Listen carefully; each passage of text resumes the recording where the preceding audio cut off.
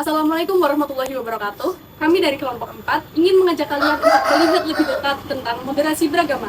Saya Anissa Fatimah dengan NIM 40124221 dan rekan Saya Neza Faradiba dengan NIM 46124184. Saya Sita Zara dengan NIM 40129219. Dan saya Sakita Sofiana dengan NIM 40124193. Langsung saja kita simak videonya. Ya, sebelumnya kami dari UIN Gusdur izin mewawancarai Bapak terkait dengan tugas mata kuliah moderasi beragama. Ya. Sebelumnya dengan Bapak siapa? Pak Sapuan. Ya, langsung saja tanpa berlama-lama, langsung ke pertanyaan yang pertama, Pak. Baik Bapak, izin bertanya mungkin apakah sebelumnya sudah mengetahui tentang moderasi beragama? Ya, sedikit banyak mengerti moderasi beragama.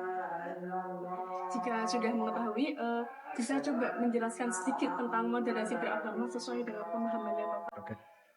Kalau di bahasa Jawa itu ada istilah ngono ya ngono neng aja ngono. Ya itu sebetulnya kan bahasa penyederhanaan tapi bukan sederhana. Agar sikap kita itu tidak terlalu miring ke kiri atau miring ke kanan. Jadi tengah-tengah.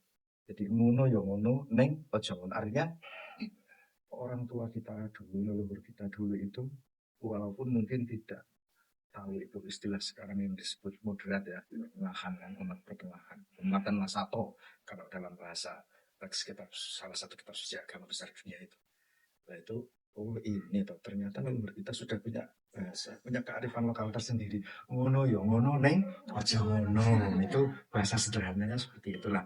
Untuk seperti kalian yang sudah berkuliah mungkin ini toh kaum moderat seperti itu. Apakah Bapak itu setuju dengan moderasi beragama? Kalau iya, kenapa alasannya, Bapak? Iya tadi tiap desa mau coro beda saile beda anggit, ada pepatah seperti itu ya kan? Nah kembali ada satu ajaran kearifan lokal ngono ya ngono neng ojo ngono. Munculnya istilah itu mesti hasil pergulatan panjang, pertemuan dari berbagai ajaran, dan itu otomatis yang lebih sesuai dengan kultur kita. Nah bahwa kemudian itu dianggap moderat, dan kita juga menyepakati bahwa sistem kepercayaan, sistem religi di Indonesia yang diakui negara itu sekarang ada 6 ya. Ya kan dulu waktu Gus Dur menjadi presiden kan memasukkan Konghucu itu menjadi agama yang dan sangat mungkin ke depan akan ada yang ke-7, ke-8 dan seterusnya. Dan itu tidak bisa dielakkan, tidak bisa dihindari. Maka mau tidak mau ya kita harus bisa menerima asal kita bisa menempatkan diri karena wilayah keyakinan ada yang bersifat privacy. Maka kita harus saling mengerti. Jadi di titik mana kita bisa bertemu ya, dan di titik mana kita bisa berpisah tanpa melukai. Nah, saya sebagai orang Islam kan ada di surat Al-Hujurat ayat 13 itu kan jelas itu ayat plural itu.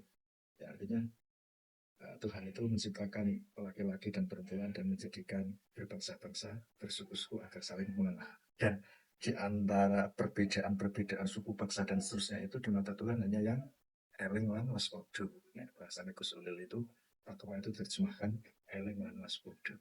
Ya sudah itu. Islam itu artinya kita mencoba memasrahkan, menyerahkan diri pada ajaran-ajaran itu. Yang dengan konsep moderasi seperti ini tidak terlalu ke kiri atau kanan, tengah-tengah itu, maka terjadi equilibrium, keseimbangan. Saran biologi Pak. Jadi saya mempelajari keseimbangan ekosistem. Jadi banyak komponen-komponen dan antar komponen yang berbeda itu bukan untuk saling dibenturkan, tetapi untuk saling melengkapi sehingga membentuk suatu sistem keseimbangan. Gitu. Mungkin itu aja ya, Pak ya. Ya.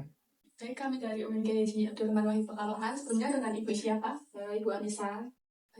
Mungkin langsung saja ke pertanyaan pertama. Baik, apakah Ibu sebelumnya sudah mengetahui dan apa itu moderasi beragama? Sudah, dulu juga sudah pernah sedikit belajar di kuliah. Terus juga ya sedikit banyak sudah pernah dengar. Setelah sudah mengetahui, coba jelaskan sedikit tentang moderasi beragama. Yang saya tahu moderasi beragama itu ada di tengah-tengah ya. Jadi nggak berat ke kanan, nggak berat ke kiri. Terus juga kayaknya kalau konsep moderasi itu, yang pertama itu pasti toleransi. Karena biar nggak berat sebelah itu biar nggak radikal, atau biar nggak terlalu bebas juga. Mungkin itu sih yang pahamnya cuma itu. Untuk apakah Ibu itu setuju dengan konsep moderasi beragama? Kalau iya, kenapa alasannya? Kalau dari saya setuju. Karena itu tadi kembali lagi, karena kita berdiri di tengah.